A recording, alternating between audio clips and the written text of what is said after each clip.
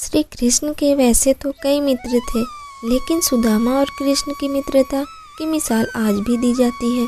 इसका कारण यह भी है कि धन दौलत, रंग रूप और भेदभाव से परे कृष्ण सुदामा की घनिष्ठ मित्रता का गुणगान किया जाता है।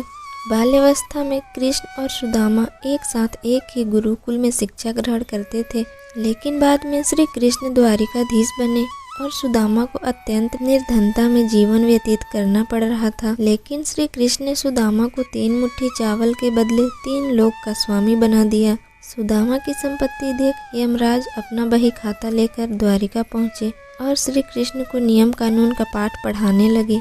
यमराज द्वारिका पहुँचे और श्री कृष्ण से कहा, क्षमा करें भगवान, लेकिन सत्य तो यह है कि यमपुरी में शायद अब मेरी कोई आवश्यकता नहीं रही, इसलिए मैं आपको पृथ्वी लोक के प्राणियों के कर्मों का बही खाता सौंपने आया हूँ।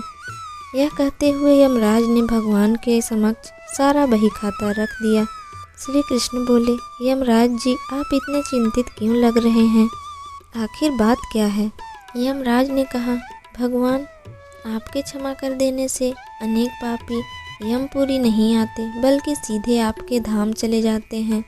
ऐसे में आपने सुदामा जी को 3 लोक देकर 3 लोकों का स्वामी बना दिया।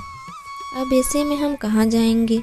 यमराज भगवान को अपना बही खाता दिखाते हुए कहते हैं कि सुदामा जी के भाग्य में श्रीक्षय है, लेकिन बही खाता देख यमराज भी चकित रह जाते हैं। सुदामा के भाग्य वाले स्थान पर श्रीक्षय की जगह यक्षश्री लिखा हुआ था।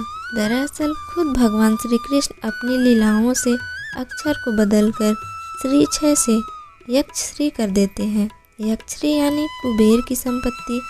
इसके बाद श्री कृष्ण यमराज से कहते हैं, यमराज जी, शायद आप नहीं जानते कि सुदामा ने मुझे अपना सर्वस्व अर्पण कर दिया था। मैंने सुदामा को केवल उसी का प्रतिफल उसे दिया है। यमराज आश्चर्य होकर कहते हैं, सुदामा जी ने ऐसी कौन सी संपत्ति आपको दे दी? उनके पास तो कुछ भी नहीं। भगवान बोले, सुदामा ने अपनी कुल पूंजी के रूप में मुझे प्रेम स्वरूप चावल अर्पण किए थे, जिसे मैंने और देवी लक्ष्मी ने बड़े प्रेम से खाए। जो मुझे प्रेम पूर्वक कुछ भी खिलाता है, उसे संपूर्ण विश्व को भोजन कराने जितना पुण्य फल मिलता है, ठीक इसी तरह प्रतिफल मैंने सुदामा को भी दिया।